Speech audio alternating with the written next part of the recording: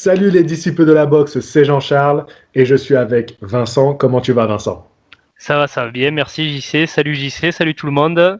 J'espère que tout le monde va bien. J'espère que vous tenez le coup. Là, on est parti pour un bon petit moment de vidéo. Donc, le thème, c'est qui peut battre Tyson Fury? Et on va faire le point sur les poids lourds. Alors, c'est un peu notre spécial avec Vincent, celle-là, hein. C'est vrai que les poids lourds, depuis 2017, on y est dessus. Exactement, ça fait déjà un moment à chaque fois qu'on fait un petit point de temps en temps, donc c'est super.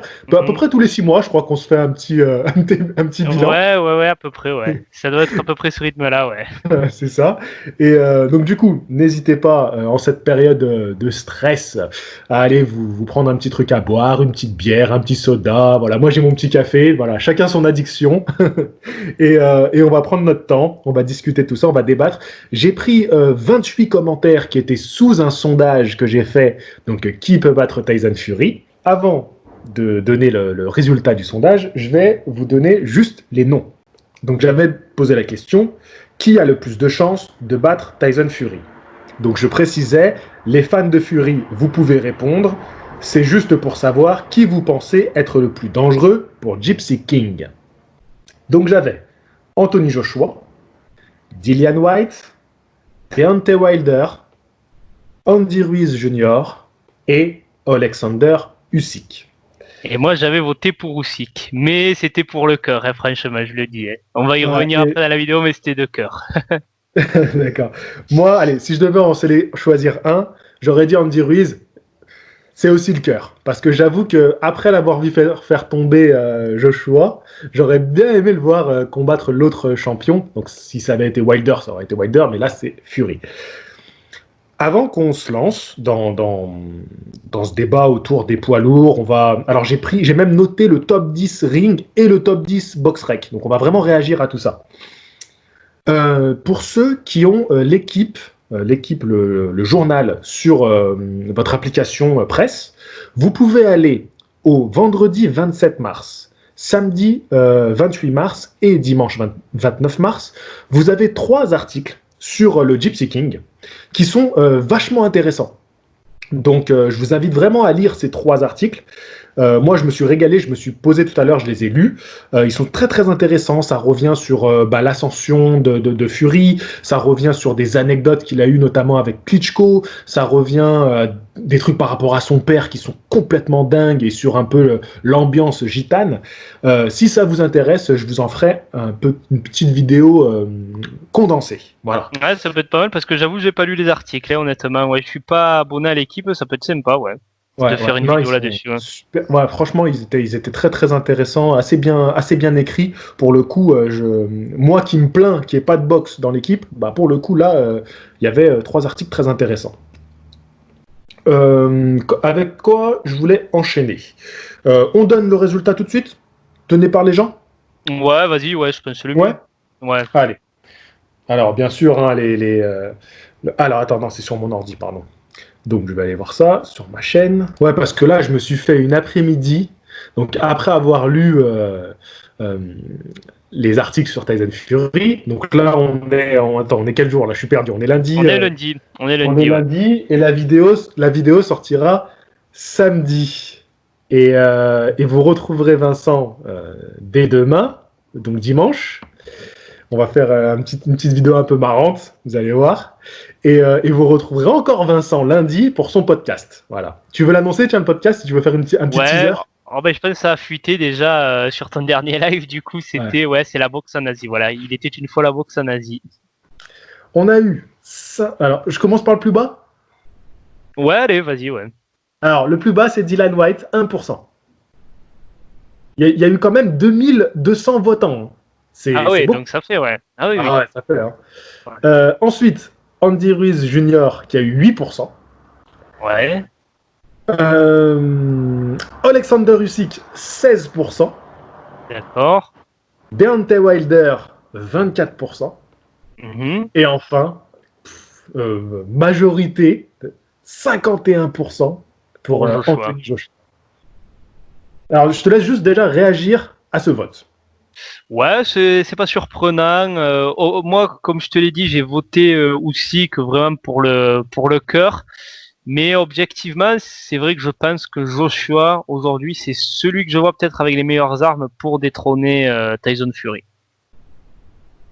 Ouais, ouais, ouais. Ouais. Eh ben, on va rebondir du coup sur les commentaires des abonnés parce que ils vont soutenir un petit peu leur choix. Euh, donc, il n'y a pas d'ordre, hein, je les ai pris comme ça. On va commencer quand même par celui qui a eu le plus de likes, de j'aime. Il a eu 41 likes. Donc, c'est M Transport qui nous dit: je pense qu'il manque un nom à ta liste. Ouais, Le je me souviens seul de qui ça. peut aujourd'hui faire déjouer Tyson Fury n'est autre que lui-même. Ouais, je me souviens de ce commentaire. Je me doutais que tu allais le citer, ouais. Ouais. Mais c'est pas le seul, hein. Il y en a plusieurs. Il y en a vraiment plusieurs qui ont réagi comme lui. Le premier facteur est: prendra-t-il le combat au sérieux? Car le même boxeur qui a décontenancé Wilder a été médiocre face à Wallin. Cet homme qui vit pour le challenge, le reste doit-il l'ennuyer profondément? Alors au final, je pense que malgré les qualités indéniables des boxeurs dans le listing, s'il y voit une source de motivation, il continuera à leur lécher le cou. Merci JC pour ton contenu. Ouais, c'est un commentaire intéressant. Je suis assez d'accord, je te dirais. C'est vrai que voilà, on a toujours tendance à dire Fury. En fait, on ne sait pas trop. Est-ce qu'il va pas répéter un plomb comme il a fait du coup il y a 5 ans avec Klitschko? Moi, je suis pas Exactement. dans la tête de Fury. Je le connais pas personnellement, mais je pense que quand même il y a quelque chose qui a changé en lui. Et je pense qu'il est en train de se rendre compte à quel niveau il en est et ce qu'il a la possibilité de faire pour l'histoire de la boxe. Je pense qu'en fait, avec Klitschko, il se projetait pas. Il a eu le titre mondial des lourds, il s'est dit combien de temps j'ai régné, enfin qu'est-ce que je vais faire maintenant presque avec ce titre. Et maintenant, je crois qu'il a un plan de carrière qui est défini. Il sait qu'il veut battre Joshua, il sait que derrière, bon, il va reprendre Wilder premièrement, et il aimerait finir, il l'avait dit, par un combat contre Chisora. Donc je pense que si tu veux, il a ça dans sa tête, c'est fixé, il se dit après, c'est bon, j'arrête et je fais ce que j'ai à faire. Il C'est est vrai. plus dans le flou et je pense que maintenant il est focus, il a des objectifs en fait et il est focus là-dessus. Donc je pense que normalement il devrait pas, enfin on sait jamais avec Fury, mais je le vois pas en fait repartir en vrille comme ça a été le cas il y a plusieurs années. Ouais. T'as raison, c'est très, très sensé ce que tu dis par rapport au fait que comme il annonce un nombre de combats et on sent qu'il veut prendre des noms, c'est pas je dis je vais faire 3 combats et j'arrête, c'est je vais faire 3 combats, alors je sais plus le nombre exact, je crois qu'il dit qu'il y en a encore 2, mais il dit je veux Joshua, tu vois, il y a un truc de voilà, c'est je vais m'arrêter là et pour être le top, tu vois. C'est Et ça. donc il y a ça, donc il y a plus le côté bah, du coup peur du vide parce que après Klitschko, qu'est-ce que je fais? Et c'est ça, Et voilà. et il faut rajouter que dans ces années-là, il se passait des choses dans sa vie privée qui étaient assez difficiles. Alors peut-être que j'approfondirai si je fais la vidéo en réaction aux articles de l'équipe, mais il a eu des coups très très durs hors du ring. Et lui-même le reconnaît parce qu'en fait, cet article est fait suite à une rencontre avec Fury, mais aussi à son autobiographie qu'il a écrite, qui s'appelle Derrière le masque, je crois. Ah Donc du d'accord. coup, voilà, donc du coup, ils reprennent des passages de l'autobiographie pour s'appuyer et pour montrer comment il allait à ce moment-là de sa vie. Et c'était une période qui a été dure. Et donc je pense que ce truc de devenir champion tout en traversant des épreuves, ça l'a fait un peu partir en sucette. Mais vraiment, il est complètement parti en sucette. Il a laissé sa femme et ses gosses. Il avait un gosse à cette Ah ouais. époque-là, je crois. Il quittait carrément tout. Il allait s'isoler. Il allait Ouais. boire, se Ah, droguer. Il partait en voyage, mais vraiment, il était dans un trip très très étrange, tu vois. ah, mais je me souviens Et qu'il publiait des trucs en disant qu'il voulait plus se faire appeler Tyson Fury, qu'il voulait plus être gitan. Enfin, ouais, ouais, ouais, ouais. il était parti ouais, très très loin. Ouais. Mais après, c'est vrai Et qu'à l'époque, on se demandait s'il déconnait en fait ou s'il partait vraiment en vrille, quoi. oui, et puis après, donc il a complètement disparu. Mm. Et ce qui est étonnant, c'est que justement, il a fait son retour sur les réseaux en défiant Wilder directement. C'est comme ça qu'il est revenu. Il a dit, bah, je reviens pour toi. C'était pas pour Joshua au début. Non, Enfin, bah alors, moi, dans l'article, il dans cite l'article, il dit Wilder, que c'est hein. Wilder, ouais. Ah Ouais, ouais, non, mais ouais, il dit, après, c'est vrai qu'à l'époque, j'avais pas eu tous les éléments, mais moi, pour moi, à l'époque, en fait, il faisait le retour, c'était pour Joshua. Et c'est vrai qu'en fait, ce que j'avais vu, c'était sur une chaîne dont ils en parlaient, qu'apparemment, même c'est Wilder qui l'aurait motivé pas mal à revenir, Fury. Qui c'est envoyait souvent possible. des textos parce qu'il avait vraiment son numéro. Et en fait, il lui disait quelque part, reviens, sors-toi de là. Quelque part, toi aussi, t'as y gagné et moi aussi. Et en fait, c'est fou quand il pense aujourd'hui que ça a été la bête noire de Wilder et que c'est lui qui a insisté pour le faire revenir, quoi. Et on retrouverait la relation Frazier-Ali Ouais, tout à fait. un peu dans ce sens-là. D'ailleurs, t'en as parlé dans la vidéo du Captain, le quiz. Et je ferai une petite vidéo réponse à ce passage-là parce que tu as fait une petite erreur, Vincent. Il a vraiment existé le passage. Je vous en parlerai en détail. Je vous en parlerai en détail parce que c'est une très très belle histoire que je vous raconterai. Et ouais, donc on reviendra sur ça. Mais oui, dans le sens où on retrouve un peu cette relation de grands rivaux sur le ring. Et hors du ring, il y a quand même eu des moments de soutien qui sont allés au-delà de la rivalité, des insultes. Voilà. Et on le voit aussi avec un Fury Wilder. Et ça, c'est très très impressionnant, ça. Ah oui. Bah après Fury Wilder, on voit qu'il y a toujours eu quand même certains, même tu vois, dans les conférences de presse où sont chambrés, c'était toujours comme on l'a dit bon enfant, ouais, voilà, ouais. Et ouais. Ce qui est fou, pourtant, sur le ring, ils ne sont pas fait de cadeaux. Hein. Ah non, c'est putain, clair. C'est incroyable, ça. Hein. Ah ouais. C'est vraiment très très impressionnant parce que les deux combats qu'ils nous ont fait, s'ils avaient pu s'arracher la tête, d'ailleurs c'est plus ou moins ce qu'ils ont fait. Ah ouais, clairement, ouais. Ouais, les deux se sont couchés, ouais. Exactement. Alors j'enchaîne. Donc Bruno, il y a une série de chiffres qui nous dit aucun Tyson Fury les surclasse tous. Il leur donnerait à tous une leçon ou un chaos retentissant si l'envie lui chante. J'enchaîne ou tu veux réagir? Non, mais fais pas plus pour l'instant, ouais. Mais... David Lebrun. Comme je l'ai toujours dit, cela dépend juste de lui, Fury. Il est capable du pire comme du meilleur. On en revient à ce qu'on a dit, voilà. Alors là, on a un soutien à Joshua. Pour la taille, le poids et la technique, Agi est le seul à pouvoir rivaliser. Et c'est Tofi qui nous dit ça. Alors, qu'est-ce que t'en penses de ça? Après, moi, comme je te dis, objectivement, je pense que Joshua, c'est le mieux armé. Alors, il est un peu plus petit que Wilder en taille, donc il aura un petit peu moins d'avantage sur ça par rapport à lui face à un Fury qui est un géant de 2,6 m. Par contre, oui, niveau physique, il n'y aura pas cet écart physique. Enfin, il y en aura toujours, mais il sera moindre que celui qu'il y avait entre Wilder et Fury. Et ça, on a vu quand même que ça a beaucoup joué dans le deuxième combat.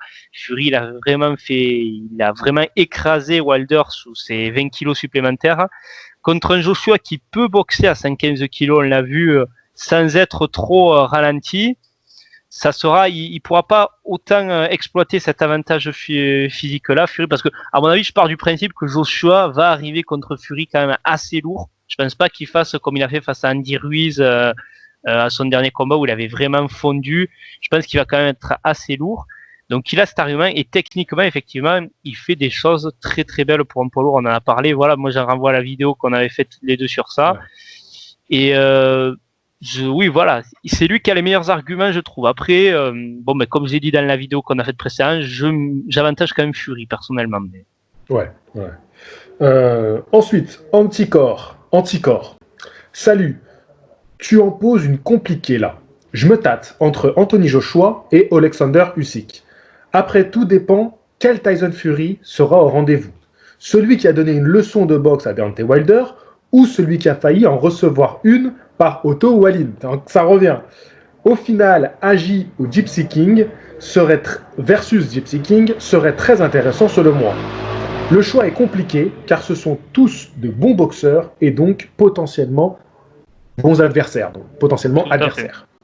Et d'ailleurs, il fait bien de le dire parce que pour réagir à ce qu'il dit, puisque c'est le deuxième à parler de Otto Wallin, c'est vrai que Fury, on en a beaucoup parlé. Je trouve que quand même dans les faits, ça s'est confirmé. C'est un gars qui n'a pas d'opposition, effectivement. Il n'a pas cette motivation qu'il a. Exactement. Et on remarque que sur les grands rendez-vous, il est quand même toujours là. Hein.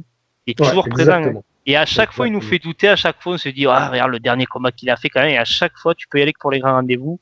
Il est au top, il est là. Donc là, dans la liste que tu as, je pense qu'il sera quand même au top. Enfin, à moins qu'il ait un problème, mais je pense qu'il sera motivé pour tous les adversaires de la liste que tu as cité, quoi. Ouais. Même un Dillian White, ou c'est quand même un gros nom aujourd'hui, je pense qu'il sera vraiment motivé. Ouais. Exactement. Laurent qui nous dit, pardon, j'ai hurlé.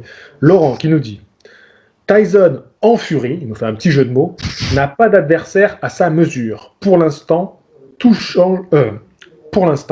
change très vite en boxe. Et surtout dans la catégorie des poids lourds, car je ne sais pas si tu as vu sur BoxRec, mais tous les espoirs sont passés dans le top 30. Tony Oka, Efe Ajagba, enfin toute la clique, ils sont passés dans le top 30. D'accord, je suis pas trop le classement de BoxRec parce que je trouve que bon, ils ont soi-disant un classement infaillible parce qu'il est basé sur les chiffres, mais bon, je pense qu'on va en reparler. C'est le sujet de la vidéo, voilà, ouais. Ah, On d'accord. va réagir à ça, parce que là, j'ai commencé à regarder, je rigolais tout seul, j'ai fait non, j'attends Vincent et on va réagir ensemble. Ouais. J'avais besoin de partager ça avec quelqu'un. Alors, Emmanuel qui nous dit, sincèrement, tous ces boxeurs peuvent le faire comme pas, mais tout ça dépendra du niveau de Fury. Ah d'accord, tous ces boxeurs peuvent le faire comme pas, mais tout ça dépendra du niveau de Fury. Ouais. Donc il revient sur l'idée qu'on ne sait pas quelle Fury on va avoir. Moi, je pense que quand même, voilà, comme on l'a dit, on aura un bon Fury contre ces gens-là. Magellan qui nous dit, Agi pour l'instant, il est plus technique, plus intelligent qu'un Wilder.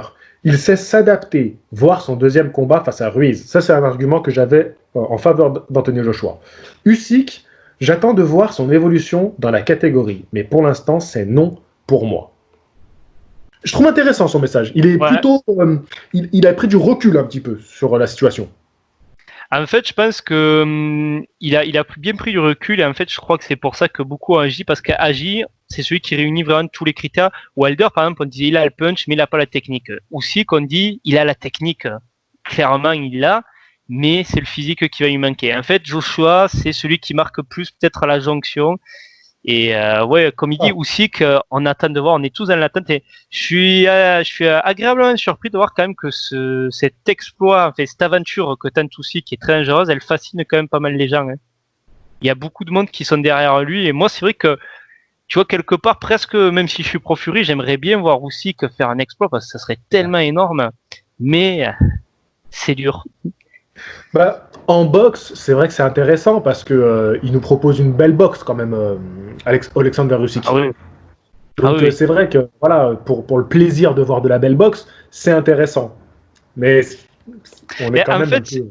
c'est le défi de voir est-ce que la technique, aussi poussée soit d'elle, peut-elle pallier en fait même aux écarts physiques les plus gros, quoi. C'est-à-dire d'arriver qu'un mec puisse prouver, regardez-moi avec la technique que j'ai, ben je peux battre tout le monde, quoi. Ça serait ça le défi lancé par Usyk. C'est ce qu'on va voir.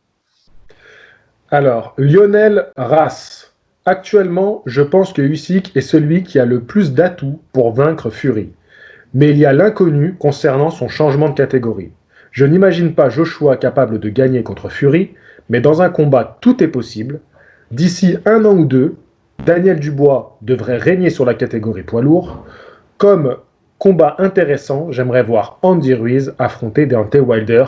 Ce serait une vraie opposition de style. Alors, la dernière partie du message, c'est un autre sujet.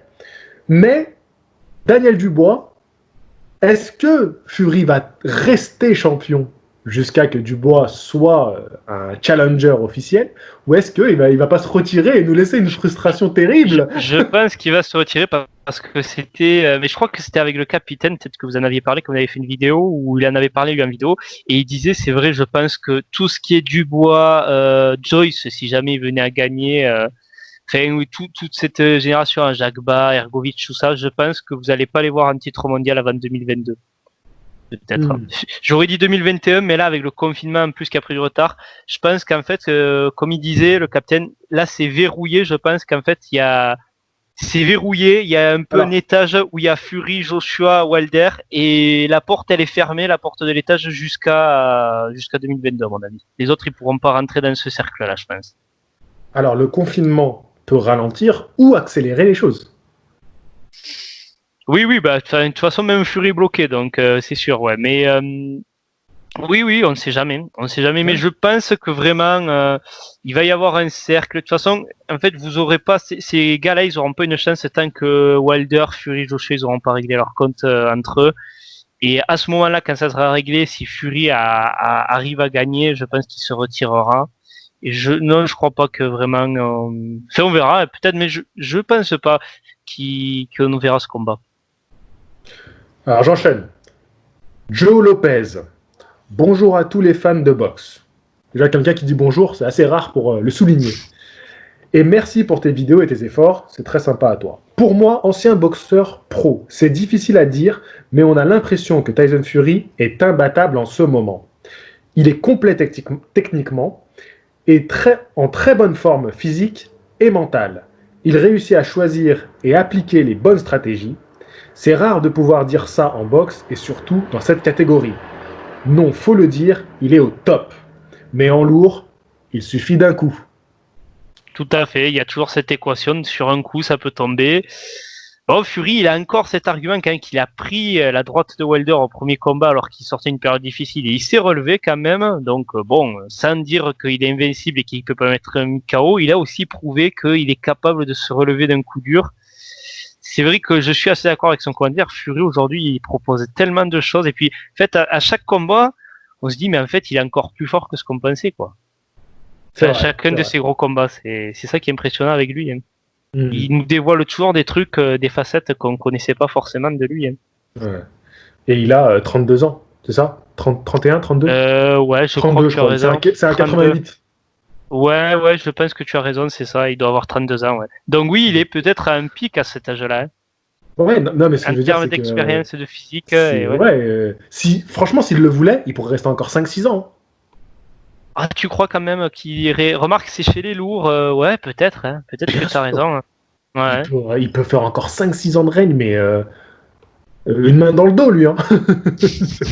Ah non, mais je dis ça en rigolant, mais tu vois. Ouais, c'est vrai que ouais. Il a eu une longue période d'inactivité. Donc voilà, bon, même s'il a bousillé son corps avec des drogues et tout, il a pas bousillé son corps avec des coups dans la gueule. Ce qui est quand même déjà pas mal. Il a fait des bons choix quand il est revenu. Et moi, franchement, je pense que. Mais en a-t-il l'envie? Je ne pense pas. Voilà, je pense pas, voilà, exactement. Je pense pas. Je pense qu'il est, justement, au contraire, il est motivé par ce challenge qui s'est mis. Et comme on disait, c'est quelqu'un qui a besoin de challenge. C'est ça. Et c'est pas un gars qui peut s'installer dans une routine de champion comme l'a fait Klitschko. Voilà, de défense de titre et tout. Idéalement, il tape Wilder, derrière il prend Joshua, il le tape. Pour lui, c'est bon, il aura atteint son truc. Il aura, voilà. Il sera rentré dans la légende définitivement, et là il dira c'est bon, je peux me retirer, et voilà. Mais c'est pas fait. Ah, c'est pas fait. Ouais. Rakam le Rouge qui nous dit ça reste quand même Joshua, il a une garde beaucoup plus solide et il est plus intelligent que Wilder sur le ring. Mais je vois quand même Fury gagner contre Agi. Ouais, c'est plus ou moins ça rejoint la vidéo qu'on avait faite. Là, on a à nouveau quelqu'un qui est pour Daniel Dubois. Daniel Dubois serait, de par sa stature et sa boxe, une vraie menace pour Fury. Et c'est Cyril Kindou qui nous dit ça. Alors, qu'est-ce que t'en penses de ça? Admettons aujourd'hui, Dubois, il prend Fury. Non, aujourd'hui, je pense quand même. On ne sait jamais. Ça peut arriver des fois que tu as des mecs qui sortent de. On regarde quand Leon Spinks, 7 combats, il a battu Mohamed Ali. Bon, Mohamed Ali qui était quand même décliné. Mais oui, personne s'y attendait. Donc tout peut arriver. Mais je pense que non, Dubois, il a encore quelques paliers à franchir avant d'arriver à ce niveau-là. Qui batte Joe Joyce, et comme on en a parlé, c'est pas encore fait aussi. Bon, le combat, de toute façon, là, on ne sait pas qu'il va avoir lieu, mais au moment où ça va se faire, parce que je pense que ça va se faire quand on sortira de tout ça. Voilà, il a encore des choses à faire, Dubois, et oui, non, pour l'instant, on peut pas encore en parler. Physiquement, effectivement, il a un gros physique, comme tu dis, mais c'est pas le plus grand. Des poids lourds, il fait quand même 1m96, mais Fury fait quand même 10 cm de plus en termes d'allonge. Fury a une bien plus grande allonge. Et Dubois, alors, j'ai pas souvenir forcément de l'avoir vu face à des très très grands comme ça pour l'instant. De voir comment il réagissait. Et puis surtout de ce niveau-là. Donc non, je pense que Dubois, oui, on a de gros espoirs sur lui pour l'avenir, mais pour l'instant, à ce jour, non, je pense pas qu'on puisse encore le mettre à ce niveau-là. C'est pour ça qu'il n'était pas dans les 5 choix que j'ai mis. Je trouvais ça pas raisonnable de le mettre là. Antoine VLN qui nous dit Usyk est sûrement meilleur que Fury techniquement. Avec sa puissance en plus, j'imagine même pas le niveau qu'il peut atteindre. 3 petits points. La puissance de Usyk? Il dit avec sa puissance en plus, donc il veut dire par là que, en passant chez les lourds, il estime qu'il peut prendre du poids dans ses coups. De la puissance, ouais. Voilà. Je pense que c'est pas trop l'essence de sa boxe, ça aussi, comme Lomachenko. En fait, quand on dit des fois que Lomachenko il a pas de punch, je pense que c'est pas tellement qu'il a pas de punch parce qu'on a vu le KO qu'il met à Martinez quand même que ça cogne. Mais c'est pas l'essence de leur boxe d'aller chercher forcément des coups durs. C'est plus un volume, un gros volume de coups. Exactement. Que ça. Ce qui fait très bien d'ailleurs contre Gassiev, où il cherche vraiment une boxe à la touche, mobile, et il cherche pas à rentrer dedans ce combat où il a une maîtrise totale sur ce combat. Moi, j'avais même été un peu déçu parce que Gassiev, ce qu'il avait fait face à Dorticos, je pensais vraiment qu'il allait poser de gros problèmes à Usyk, et non, Usyk, il a pas pris de risque, il a trouvé la boxe qu'il fallait pour gêner Gassiev et le bloquer complètement, et c'est ce qu'il a fait. Riri Montada. Ruiz peut surprendre n'importe qui, les autres, il morfle s'il est en forme et sérieux, Gypsy. Alors, Mzulo qui a mis un assez long commentaire. Honnêtement, Tyson Fury est bien au-dessus de tous, excepté Usyk, mais j'en parle après. Son intelligence du ring, sa technique, sa puissance et son agilité font de lui quelqu'un de bien trop loin pour les autres. Ajoutons à cela le fait que désormais, il ait la capacité de mettre des KO. Nous avons affaire à un boxeur hors pair dont on entendra, je pense, parler encore dans bien des années. Usyk est sûrement meilleur techniquement et tactiquement, mais son manque de punch et sa petite taille risquent de poser énormément problème face à Fury. À voir pour ce dernier. J'ai voté Joshua, car c'est, je pense, celui qui peut le plus inquiéter, mais je reste tout de même sceptique sur ses chances de l'emporter. Joshua est un bon boxeur, mais Fury est bon en tout. Je pense que le seul qui peut lui faire défaut est celui qu'il affronte chaque jour en se réveillant le matin, à savoir lui-même. Ouais, donc on en revient toujours à peu près au même pareil, hein, que c'est que Fury qui peut battre Fury. Ouais, son commentaire est très intéressant. Aussi que le problème c'est ça, c'est que moi vraiment c'est pour moi le champion qu'il a le moins intérêt à aller chercher au final, même si bon j'avais voté Usyk de cœur, mais Fury c'est parce que Usyk l'avantage qu'on dit qu'il a sur les autres poids lourds c'est la technique, et Fury c'est le plus technique des poids lourds, donc l'avantage serait pas assez prononcé, plus l'énorme gabarit de Fury qui est le plus grand chez les lourds. Et franchement, Usyk, je sais pas par quel chemin il pourrait passer. Puis face à un type comme ça qui est tellement imprévisible. Autant, tu vois, quand tu comparais un Gassiev, on connaît son mode opératoire, c'est le destructeur. Donc, quand tu es très intelligent comme Usyk, je pense que tu peux cadrer sa boxe. Même Fury, tu sais pas ce qu'il va faire, en fait. Ça me paraît très difficile. Là, j'ai 2 commentaires qui rejoignent un soutien à Wilder.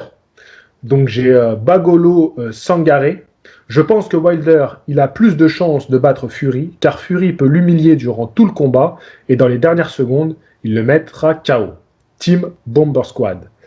Et en dessous, juste en dessous, il y avait Julien Freddy qui dit Wilder, c'est certain, une fois n'est pas coutume, il va revenir, c'est certain. J'adore Andy Ruiz, mais c'est Wilder qui peut le faire. Donc, je les avais sélectionnés parce que ils soutenaient. Ils vont dans le sens de Wilder, ouais. De Wilder, donc bien sûr par KO, on n'a pas trop d'autres options avec Wilder. Ouais. Moi, je sais pas, c'est vrai que bon, on sait jamais, tout peut arriver une fois encore en boxe, mais moi, je trouve qu'en 2 combats, Wilder n'a pas réussi justement avec son coup magique à faire tomber Fury.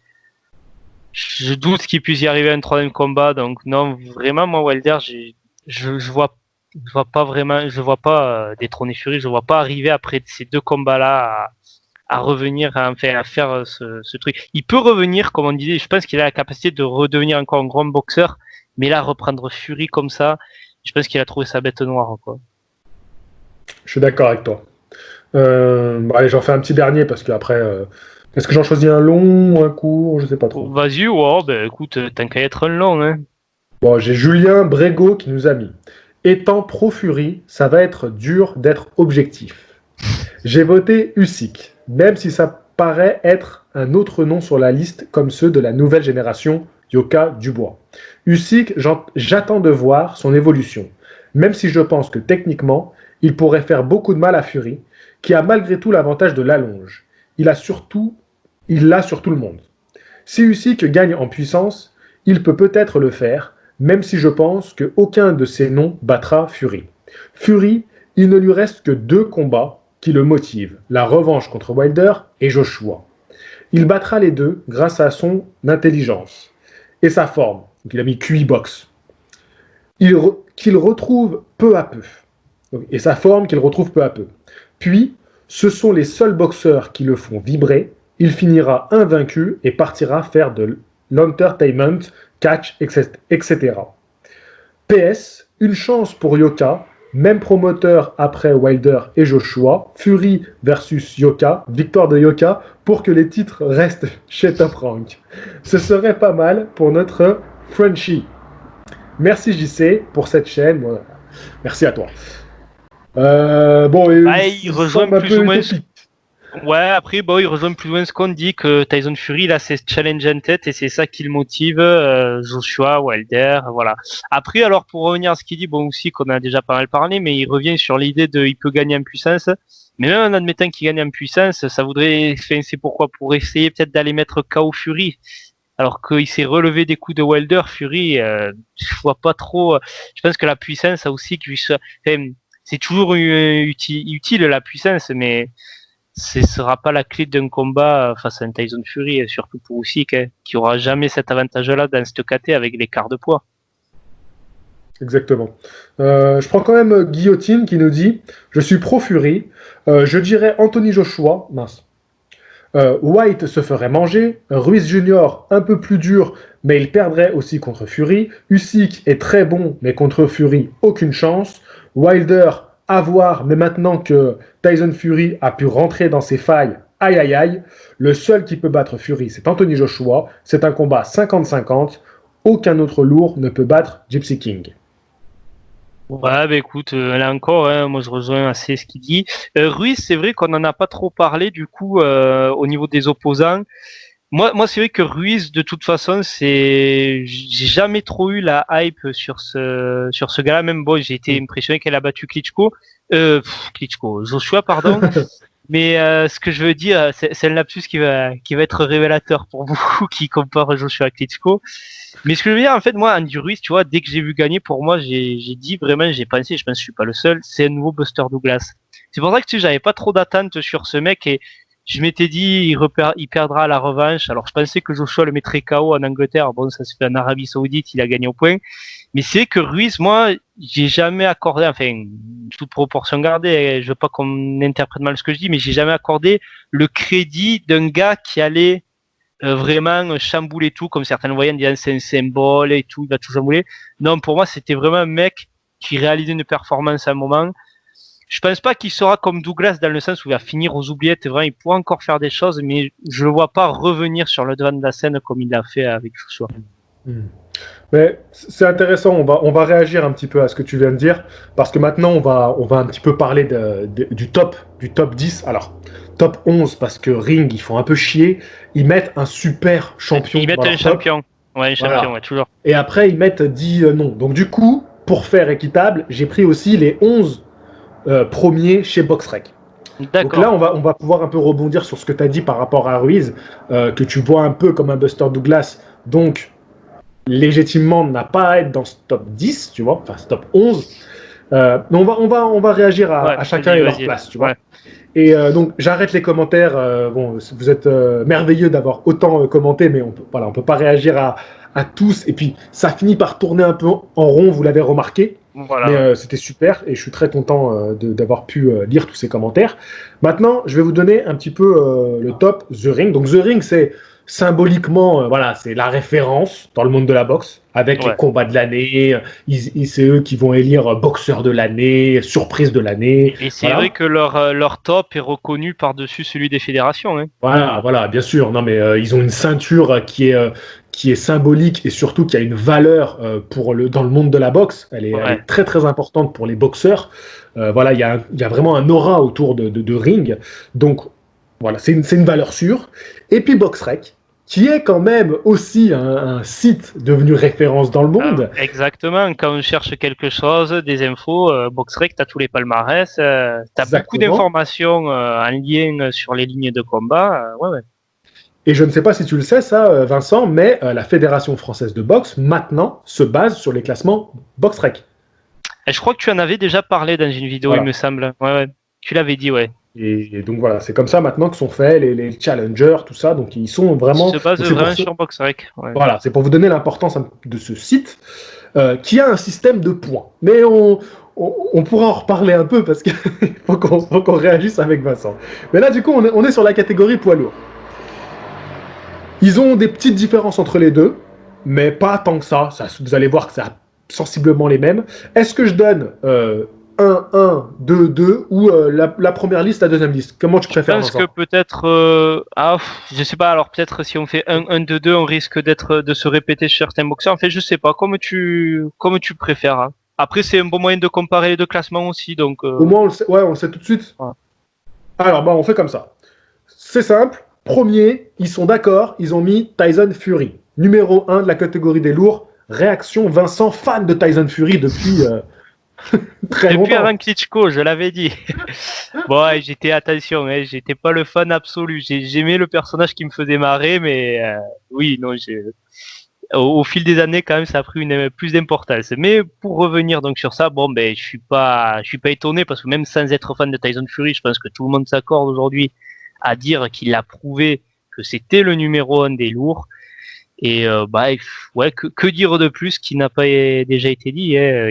Voilà, il est invaincu. C'est le seul qui reste invaincu encore dans les têtes de liste. C'est celui qui a fait tomber Klitschko. Il a fait tomber Wilder. Pour moi, il l'a battu 2 fois. Moi-même, j'estime que le premier combat, il l'avait gagné.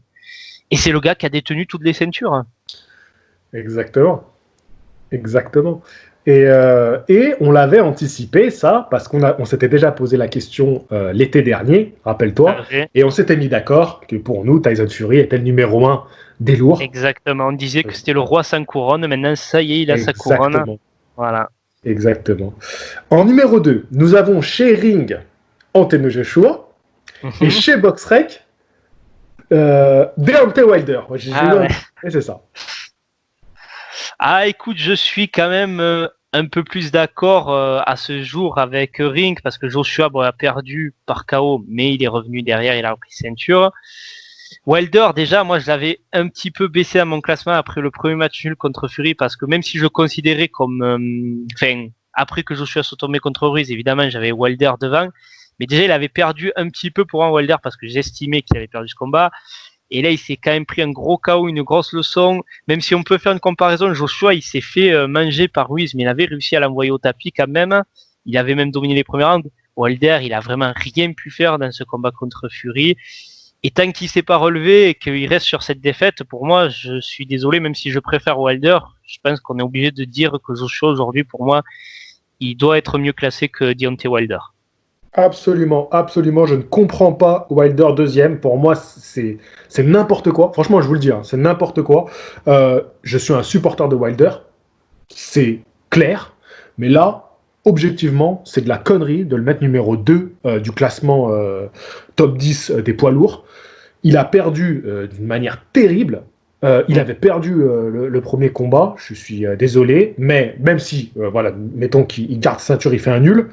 Derrière, il prend cette défaite, il a plus de titres. Joshua, lui, a récupéré ses titres, il est champion en titre. Il n'y a absolument pas photo. Voilà, c'est Joshua le numéro 2. On passe à la troisième position. Alors, pour Ring, on a Dillian White. Et pour BoxRec, on a Anthony Joshua. Voilà. Bon, mais Joshua, du coup, on en a parlé. White, alors tu te rappelles que je t'avais Joshua, on l'a mis 2, donc il est au-dessus. Voilà, oui. Maintenant, troisième place. Est-ce que Dillian White, il fait bien là? Tu te rappelles que je t'avais envoyé un texto juste le lendemain où je t'ai dit ils ont mis White en troisième Ring. Ça m'a surpris. Je t'avoue qu'aujourd'hui, je sais pas si je suis d'accord, mais ça me choque peut-être un peu moins parce que c'est vrai qu'en revoyant ce qui s'est passé avec Wilder, j'ai trouvé quand même c'était terrible la défaite qu'il avait prise et forcément quand même ça a un impact dans le classement. White, c'est vrai que sa seule défaite à ce jour, ça reste Joshua, ça remonte à 2015. Et depuis, il a quand même fait des choses. Il a fait tomber Lucas Brown, il a battu Joseph Parker. Bon, ça a été très serré. Il a battu 2 fois Chisora. Oscar Rivas. Alors effectivement, il y a eu toute l'histoire où il s'est fait quand même rattraper par la patrouille. Et comme officiellement, il a été blanchi. Si tu veux, c'est forcément, si tu te fies à ça, ces données, c'est pas forcément illogique en fait, je trouve, de le mettre troisième. Alors, moi, je suis pas d'accord. Je suis pas d'accord, parce que tu donnes des bons arguments pour donner un peu le niveau de White. Mais il faut regarder là ce qu'il a fait, parce que les classements top 10, ils bougent, tu vois, selon les années, les mois, les performances des autres. Il faut regarder ce qu'il a fait là récemment. Et ce qu'il a fait récemment, donc pendant que tu parlais, je vais aller un peu reprendre son palmarès. Il fait un combat contre Marius Watch, c'était en sous-carte justement au combat retour Joshua Ruiz. Oui, C'était un combat pour le faire briller. C'était un combat pour le faire briller. Il fait une contre-performance contre un Watch qui fait un beau combat. Mais Watch, il avait fait une chance mondiale contre Klitschko à l'époque. Watch, il est rincé. Contre Oscar Rivas, alors oui, il fait une performance, mais derrière, il y a des gros soupçons de dopage. Alors oui, il y a des Rex Chisora avant, donc voilà, il y a eu des gros combats. Mais si tu regardes là, tout récemment, pour moi, 3e de la catégorie des lourds, non. Mais pour moi, le seul qui pourrait vraiment le contester actuellement, c'est Wilder, du coup. Et je trouve que quand même, ce qu'a pris Wilder, en fait, c'est tellement dur qu'aujourd'hui, pour le resituer à moi, ce qu'il a pris contre le numéro 1 de la catégorie des lourds, qui est loin devant les autres. C'est vrai, je suis d'accord, mais si on me fait un petit comparatif, entre guillemets, en 2015, la défaite qu'il a pris contre Joshua, White, il se fait mettre KO durement, mais il fait quelque chose dans ce combat. Et une fois encore, Wilder, bon, même si Fury est au-dessus de Joshua aujourd'hui, ce qui me gêne, c'est que Wilder, vraiment, dans ce combat, il a vraiment semblé impuissant, quoi, face à Fury. C'est ça, si tu veux, qui me gêne. Alors qu'un White, même si je le mettrais perdant contre un Fury, j'aurais presque envie de dire que peut-être il pourrait faire un peu plus de choses que ce que fait Wilder dans le dernier combat. Tu sais qui moi je vais mettre en 3 ? Dis-moi. Andy Ruiz Jr. Andy Ruiz Jr., tu le mets en 3, ouais. Bien sûr. Il a gagné tous les titres à Joshua par KO et il les perd au point dans un non-combat. Oui, c'est vrai. Je suis désolé, c'est lui le 3e. Ouais, non, c'est vrai que t'as raison. Par rapport à Dylan White. Ouais, non, c'est vrai. Ah, et oui, c'est vrai que non, c'est vrai que j'avais pas pensé, mais Ruiz, ouais. Largement. Ouais, effectivement. Voilà, même si il nous a déçus. T'as raison, c'est vrai que oui, on est tellement resté sur le côté qu'en fait, sur ce dernier combat, alors qu'en fait, tu as raison, même Joseph Parker, la défaite qu'il a, elle est très contestable. Donc ouais, effectivement, tu as raison. Officiellement, la seule défaite qu'il a, c'est 1-1, vu que lui, il avait battu le mec, en plus, il l'avait mis KO alors que lui a perdu au point. Je te rejoins, ouais, c'est vrai que tu as raison. Au final, Wilder, il est 2, alors qu'il a pris une trempe monumentale. Un Andy Ruiz, je suis désolé, sa seule défaite, c'est contre Joshua dans un combat retour. Je suis désolé, il mérite largement la 3e place. Ouais, c'est vrai, c'est pas faux. 4e, on a d'un côté chez Ring, Deontay Wilder. Ouais. Et chez BoxRec, on a Alexander Usyk. Là, ça commence à devenir très très subjectif. Hein. Ouais. Alors Usyk, qui en plus n'est même pas classé dans le top Ring Magazine. Exactement. Pour l'instant, je suis désolé. Ouais, chez les lourds, moi j'adore Alexander Usyk. C'est un des boxeurs vraiment actuellement que j'adore. J'aime le boxeur, j'aime le personnage, mais chez les lourds, non, pour l'instant, il a fait qu'un combat contre un mec qui a été choisi au dernier moment. Ouais. Son combat contre Chisora permettra de le resituer un peu plus, mais même, moi je pars du principe qu'il va battre Chisora. Il rentrera peut-être dans le top 10, mais jamais dans le top 5 encore. Donc non, il le met 4e du coup. 4e, ouais. Ah non, c'est BoxRec. Je pense que oui, forcément. Pour eux, ils partent du principe des chiffres de ce qu'il a fait en lourd léger, mais là, changement de catégorie, et surtout que il y a tellement d'écart. La catégorie des poids lourds, elle est tellement à part que quelque part, les compteurs sont remis à 0. Tu vois, si c'est un poids moyen, à la limite, pas 0, t'es dur. 0, t'es dur. Non, pas 0, mais tu vois ce que je veux dire. Tu vois, autant que Canelo, quand il débarque chez les super moyens, on le classe assez bien. Tu peux te dire, ouais, moyen, super moyen, il n'y a pas non plus énormément d'écart, mais là, c'est lourd. Je comprends ton argument. Donc, du coup, tu mettrais qui en 4e ? Alors, moi, je pars comme toi, du coup, qu'au final, je mets Ruiz en 3e. C'est vrai que tu vois, dans mon raisonnement de tout à l'heure, je t'aurais dit Dillian White en 4e, mais c'est vrai que ça ramène Wilder 5e. Là, tu vois, d'un coup, je me rends compte, ouais, Wilder 5e, ça fait chaud. Wilder, quand même, moi, je mets Wilder 4. Ouais, je pense que je vais te rejoindre. Peut-être finalement, tu vois, même par rapport à ce que je disais, je mets Wilder en 4e. Ouais. Voilà. On passe à la 5e position. on a d'un côté chez Ring, Luis Ortiz. Et on a chez BoxRec, Alexander Povetkin. Alors là, on a une belle opposition. J'aimerais bien voir cette opposition sur le ring. Ouais, mais tu sais que j'aurais voulu le voir, moi, parce que moi, bon, ça arriverait peut-être un peu tard. Remarque, ça arriverait tard pour les deux. Deux dopés. Ouais, c'est vrai. Et tous les deux, en plus, avant de combattre Wilder, se sont fait choper. Enfin, ils avaient déjà eu des antécédents, mais les deux Wilder devaient les prendre. Bon, il a fini par prendre Ortiz, mais à chaque fois, ça a capoté au moment de prendre Wilder. Ah, là, je suis quand même plus pour Luis Ortiz, parce que Ortiz, au final, bon, ben oui, il y a 2 KO contre Wilder. Mais à chaque fois, White, tu mettrais plutôt Dillian White en 5e? Si moi je reste sur mon truc, je reste sur Dillian White. Moi, donc personnellement. D'accord, donc là, toi, en 5, tu mets Dillian White. Voilà, mais pour parler là, de l'opposition entre les deux, pour moi, quand même, Ortiz est au-dessus de Povetkin aujourd'hui. Ouais, mais là, du coup, nous, on essaie de se dire, est-ce qu'un de ces deux noms prendrait la place de Dillian White? On met plutôt Dillian White, quand même. Alors, moi, je mettrais plutôt Dillian White, ouais. Je suis d'accord. C'est dur à dire, mais je suis d'accord. Allez, je mets Dillian White en 5. En 6e position, on a, ils sont d'accord. Ils ont Andy Ruiz Jr. Ah, bon, ben nous, on l'a mis 3e, du coup. Nous, on l'a mis 3e. Donc, moi, là, je verrais bien Luis Ortiz. Luis Ortiz, quand même... Ouais, c'est parce que en fait, il a enchaîné 2 défaites, du coup. Il a enchaîné 2 défaites par KO. Entre les 2 défaites, il n'a pas été extraordinaire dans ce qu'il a fait. La première défaite contre Wilder a fait du mal. Mais il faut constater que face à Wilder, les 2 fois, en fait, où il perd, c'est à chaque fois, je pense que même au premier combat, il est en avance au point, quoi, à chaque fois.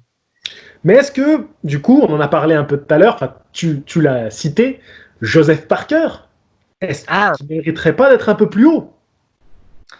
Et alors, attends, parce il n'a pas fait grand-chose, ça le problème. Ce que je suis en train de dire, en fait, je me souviens même plus de ce qu'il a fait depuis qu'il a perdu contre White de façon très serrée. Alors, Joseph Parker, donc contre White, c'était en 2018. C'est ça. Et en fait, je crois que depuis ce moment, il a gagné par KO dans un 10 rounds. C'était aux États-Unis. Alors le nom du mec inconnu, 208e mondial. Donc ça c'était en 2020, hein, c'était en février 2020. Il a aussi gagné un combat contre Alex Lipay. Ah oui, je me souviens de ce gars. C'est un Tonogien, je crois, ou un Fidjien. Ouais, exactement. T'as raison. Ouais, je m'en souviens aussi. Et il avait gagné avant encore contre Alexander Flores. Donc il a enchaîné 3 victoires depuis sa défaite contre Dillian White. Contre des personnes très mal classées. Hein, sans leur manquer de respect, hein, mais on parle du top 10 des poids lourds, d'accord? Donc là on peut se permettre de dire ça. Donc 238e, 254e mondial, 208e mondial, donc vraiment des... Non, je vous dis des conneries, pardon. C'est pas du tout les bons chiffres que je vous donne, je vais vous les donner tout de suite, excusez-moi. Alors, le dernier adversaire qu'il a eu, il était 45e mondial. Aujourd'hui. Donc Léa Pay, là, ou Alex... Chandel Terrell Winters. Chandel Terrell Winters. Donc, qui est aujourd'hui 45e mondial, donc je pense que c'est après sa défaite contre Parker. Alex Lipay, qui est 137e mondial. Et Alexander Flowers, qui est 140e mondial. Et qui ont pas ils ont plutôt des bons palmarès, hein, pas des palmarès dégueulasses du tout. Mais bon, après voilà, c'est chez les lourds, hein, on sait. Alors, c'est vrai que Parker, alors déjà, moi je pense qu'il avait perdu son combat contre Andy Ruiz. En fait, c'est un gars Parker qui m'a jamais vraiment moi impressionné. Même quand il avait fait son combat contre Guy Fury, il n'avait pas du tout été impressionnant. Contre Joshua, ça a été le premier à lui tenir la distance, mais il était un peu dans un combat en mode survie où l'arbitrage en plus n'avait pas forcément été super top. Contre White, au final, c'est là où il a été le plus impressionnant parce qu'au final, là, on aurait presque pu lui donner la victoire. Ouais, c'est pas forcément... Ouais, ça pourrait être légitime de mettre 6ème, mais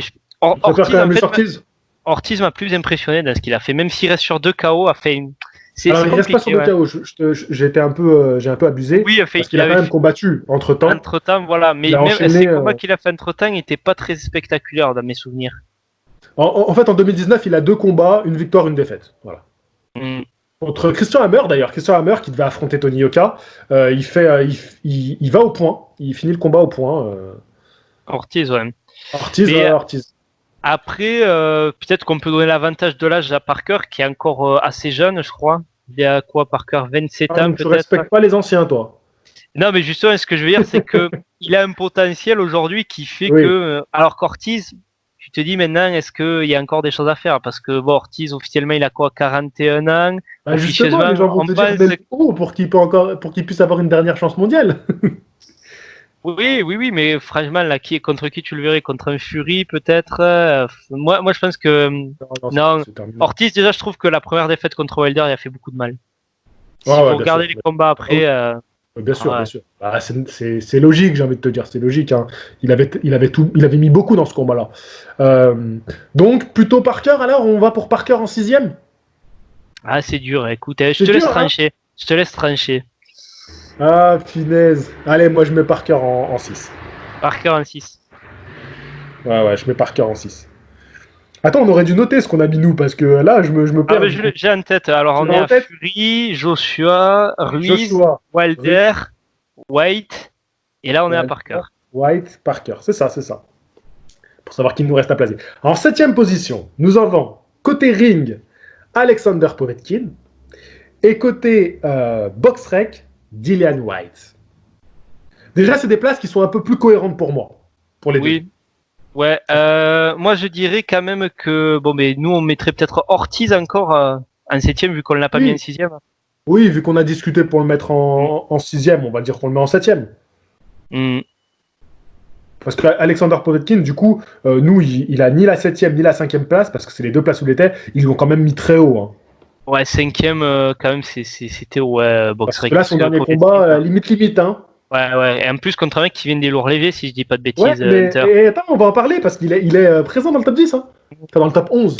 Ouais, ouais, On va en il y parler, est, on va ouais, en je parler. sais. Donc, 8e position, on a côté ring Joseph Parker, que nous on a placé bien plus haut, et côté box rec, Michael Hunter. Michael Hunter. Donc, il Mais vient de parler. pour eux, c'est logique, puisque s'il fait un combat accroché contre Povetkin, qui est classé 5e dans leur classement, forcément, eux, ils le mettent pas trop mal. Ouais. Euh, je réfléchis à quel nom qui reste chez les lourds qu'on aurait pu citer. Mais un truc qui me choque, que Vincent, pendant qu'on est sur Michael Hunter, il va être dans le classement ring. Il va être 9e, donc on en parle juste après. Alors qu'ils n'ont pas mis Alexander Usyk. Ça veut dire qu'ils estiment que ça, contre-performance, son vol contre Povetkin, ils estiment ça meilleur qu'une victoire de Alexander Usyk chez les lourds. Ça s'est terminé par un nul, Povetkin Un match Hunter. nul. Donc ils estiment que le Ouais, match nul a plus de valeur, match nul contre ouais, Povetkin. après, C'est intéressant. il a fait quand même un gros combat contre Povetkin qui était bien classé, Hunter. Oui, après, ça se défend ce que tu dis, mais Alexander aussi, bon, ce mec-là, dont j'ai d'ailleurs oublié le nom, comment il s'appelait, qui a été choisi vraiment au dernier moment, une semaine avant. Donc, c'est vrai que je tu veux que je comprends. regarde Ouais, j'ai oublié son nom, ce boxeur. C'est Chaz Witherspoon. Witherspoon, ouais. Witherspoon. Ouais, ce nom, moi, ça me choque pas peut-être forcément. Surtout si je pars du principe que Povetkin, il est dans leur top à eux et que Hunter, il fait un match accroché quand même contre Povetkin. Non, non, je trouve ça assez logique. Mais Pourquoi je vais pas, même ouais. le défendre un petit peu, Michael Hunter. Je vais le défendre parce que si vous ne l'avez pas vu, allez voir son combat contre Usyk. C'est sa seule défaite contre Usyk. Contre un boxeur, ouais. Combat très intéressant, acharné. Usyk, punaise, il faut qu'il sorte les gants pour aller l'ébranler. Alors, une fois qu'il a pris le dessus, Usyk, il Ouais, c'est déroule souvent ça. au fil des rounds et il prend assez nettement l'avantage. Mais Michael Hunter, une souplesse, des esquives, accompagnement, vraiment, il a été difficile à choper parce qu'il a un style un peu atypique, tu vois.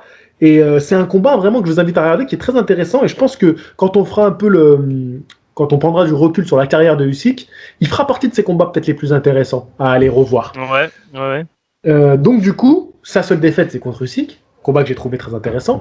Il fait un match nul chez les lourds contre Povetkin, quand même. Donc c'est notable, c'est notable. Moi, je trouve que ça, en sa faveur, quand même. Mais de là le mettre si haut chez les lourds, trouve ça compliqué quand même. Ouais. Ben, en fait, il y a toujours ce problème avec toute cette nouvelle génération qui arrive. Est-ce qu'un Dubois aujourd'hui, tu le mettrais pas devant un Hunter presque? Même s'il a pas fait l'opposition contre Povetkin. Ouais, non, ouais, t'as raison. Et je sais pas. Ah, c'est dur, hein. C'est dur. Là, C'est tu me dur. poses une colle, là. Je pense que Dubois, s'il mais- arrive à passer vraiment Jojoyce, il va déjà pas mal déblayer le top, peut-être. Bon, en tout cas, en 8, il faut qu'on tranche. Il faut qu'on choisisse. Joseph Parker, Ouais. on l'a mis plus haut. On a eu Joseph Michael Parker Hun- en 7ème, on avait Luis Ortiz. Bah écoute, peut-être pour Vietkin, non? Alors, est-ce qu'on met Alexander Povetkin en 8e position Parce que je classement réfléchis, il y a qui d'autre qu'on aurait pu oublier chez les lourds? Tu veux que je te dise un peu ce qui arrive après? Ou t'attends? Non, mais écoute, on va attendre et si jamais on réajustera, ouais. Ouais. Moi, Donc je là, dis on met Povetkin pour Povetkin. l'instant. Moi, je suis d'accord. Ouais. Je te l'accorde. Pour moi, Povetkin, c'est celui que j'allais te proposer. Ensuite, donc, en 9e position, chez Ring, je viens de l'annoncer, Michael Hunter. Et chez Boxrec, on a Derek Chisora. Tiens, on l'aurait pas oublié celui-là? Mais j'y pensais là, tu sais, quand je cherchais les noms que j'ai oubliés, parce que t'as un Shizora, du coup, il y a eu la défaite contre White. Qu'est-ce qu'il a fait depuis cette défaite contre White, Je vais te Shizora? dire ça tout de suite. Je vais te dire ça tout de suite. Il est où celui-là? Alors, Chisora. Donc, il a battu David Price par KO. Il a battu par KO Arthur Spilka. Et Senad Gashi, qui était pareil en 2019. Alors, lui, par contre, je sais pas comment il est classé. Ouais, 157e mondial, c'est un Allemand. Et il avait perdu contre Dylan White en 2018. Donc, quand même, en 2019, il a enchaîné 3 victoires et 2 par KO, une par décision. Donc, moi, je le mettrais peut-être même devant Povetkin. Enfin, quoique Povetkin. Non, je laisse Povetkin devant, mais par contre, Ouais. en 9ème, Shizora, c'est. Ouais, peut-être, pourquoi pas. Povetkin, Devant Hunter, du coup. Ouais, Povetkin, quand même, en 2019, c'est un match nul et une victoire contre Guy Fury. Hein. Eh oui, c'est ça. Donc, c'est pas ouf non plus. Hein. Ouais, mais tu vois, presque même quand tu me dis, tu m'as rappelé la victoire contre Guy Fury, qui est pas forcément ouf, mais qui est un peu un mec chiant à boxer. Presque, tu vois, Povetkin, je le ferais peut-être passer même devant Luis Ortiz, tu vois, presque maintenant. Ah ouais. Ah oui, bah là, c'est vrai que Luis Ortiz, on est un peu. On a peut-être été un petit peu gentil avec Luis Ortiz. Hein. Mais moi, tu sais quoi, moi je mettrais plutôt Derek Chisora du coup. À la place de Povetkin. 9ème. Ah, tu mettrais Shizora devant Povetkin du coup. Ouais. Non, moi je reste quand même sur Povetkin 8ème et Shizora à la limite 9ème. Et là, Chisora, il va mettre une trempe à Usyk et il va grimper encore. Mais de toute façon, là, c'est vraiment discutable, Povetkin, parce que de toute façon, Povetkin, je le mettrais juste après. Oui, là, on rentre en 9-10. Donc, du coup, 10. Donc, toi, tu mets Povetkin en 9. Alors, non, moi j'étais en 8 Povetkin, donc en 9, on va dire Shizora. 9 Shizora. On a fait une inversion. Toi, t'as dit 8 Shizora et 9 Povetkin, c'est ça? Ouais, moi, c'est je fais ça. le contraire. C'est moi qui me suis repris. Mais non, mais bon, comme on a dit Povetkin, je le laisse. Je l'ai dit, je le laisse. Donc, Shizora, 9. 10, on a côté The Ring, Oscar Rivas. Côté Boxrec, Luis Ortiz. Ouais, Luis Ortiz, il est déjà placé. Oscar Rivas, Oscar Rivas, c'est pareil, tu vois, ça fait partie des gars que j'ai plus trop suivi après sa défaite, donc du coup très controversé contre White. Est-ce qu'il a reboxé quand même depuis, je crois? Je vais te dire ça. Eh ben non, il n'a plus boxé depuis White. Il n'a plus boxé, Et il avait c'est sa seule défaite, Brian White. Jennings par KO. Ouais. Au 19e round. Et ça s'est terminé là. Et c'est sa seule défaite. Ouais, exactement. Ouais, pourquoi pas Oscar Rivas, en 10e alors. Ouais, je sais pas qui tu vois d'autre après. Limite, est-ce que... Oh, je vois. Non, parce qu'après, derrière, on a Kourbat Poulev et Joe Joyce. Ah, Poulev, je sais que ouais, il est toujours chez Ring Magazine.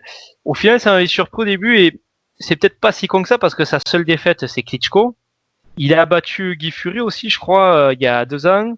il se maintient, Pulev. Il fait pas forcément des grosses, mais pour l'instant, bon, mais maintenant il redevient plus challenger pour Joshua. C'est ouais.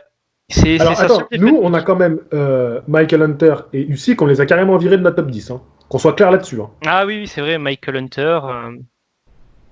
Même Usyk. C'est-à-dire que là, Usyk, on est d'accord. Usyk, moi vraiment, ouais, je le mets pas. Moi j'adore Usyk, mais dans le top 10 poids lourd. Ok. Bah tu sais quoi je mettrais Joe Joyce. Tu mettrais Joe Joyce.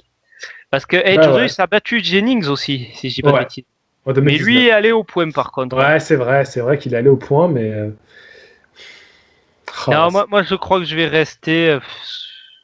Il bat Bernard Steven, Alexander Christophe. Il fait 3 victoires. Steven, il l'a fait au point aussi ou au KO? Steven, c'était au point, non? Ou au KO? Non, tu sais quoi? Je mets Michael Hunter. Parce que comme on a mis Alexander Povetkin en... Combien on l'a mis? 8? Ouais, ah oui, comme ils étaient à peu près sur le même pied d'égalité. Et qu'on estime quand même que c'est un vol, bah tu sais quoi? Pour moi, Michael Hunter mérite de rentrer dans le top 10 et de prendre cette 10e place. Et bah allez. On se met d'accord sur ça? Ça marche. Allez, bah on a un beau top 10. Hein. Dites-nous dans les commentaires si vous estimez qu'il est mieux que celui de The Ring et de BoxRec. Si on peut décerner une ceinture de champion, une ceinture box attitude. Pourquoi pas. Ça pourrait faire. Pour chaque catégorie, tu désignes celui que tu désignerais toi champion de la catégorie. Ouais, pourquoi pas. Hein. Ça pourrait être sympa à faire. Un design de ceinture et... Voilà. C'est vrai, je vais y réfléchir. Bon, on a fait un peu plus d'1 heure de vidéo, donc c'est plutôt cool. Donc je te garde avec moi. On va faire un autre sujet et on va réagir justement à BoxRec. On va réagir à ça et on va rigoler les gars. On va rigoler. Donc rendez-vous demain à 10h. Donc voilà, chaque jour, une vidéo à 10h pendant ce confinement. Vincent, un dernier petit mot? Ben écoute, je pense qu'on a tout dit quand même. Hein. Voilà, donc le débat initial, c'était qui peut battre Tyson Fury. Ouais, c'est vrai. Bah écoute, en conclusion, voilà, pour moi, ça serait plus Joshua, mais c'est vrai que, et c'est pas uniquement parce que je suis pro Fury, je pense qu'aujourd'hui, quand même, Fury est au-dessus, et que ça va être dur de le faire tomber. Exactement. Non, je suis complètement d'accord avec toi. Donc, et moi aussi, je mets un petit avantage à Anthony Joshua, même si pour le cœur, je voterais Andy Ruiz. J'aimerais qu'Andy Ruiz revienne, même si, on s'est exprimé sur le sujet tous les deux, mais voilà. Donc, pareil, avantage Joshua, mais Tyson Fury au-dessus du game, largement. Et ben, on va en rester là. Je vous dis à la prochaine. Fighting! Je vais te dire un truc que tu sais déjà. Le soleil, les arcs-en-ciel, c'est pas le monde. Il y a de vraies tempêtes, de lourdes épreuves, aussi grand et fort que tu sois, la vie te mettra à genoux et te laissera comme ça en permanence si tu la laisses faire. Toi, moi, n'importe qui. Personne ne frappe aussi fort que la vie. C'est pas d'être un bon cogneur qui compte. L'important, c'est de se faire cogner et d'aller quand même de l'avant. C'est de pouvoir encaisser sans jamais flancher. C'est comme ça qu'on gagne.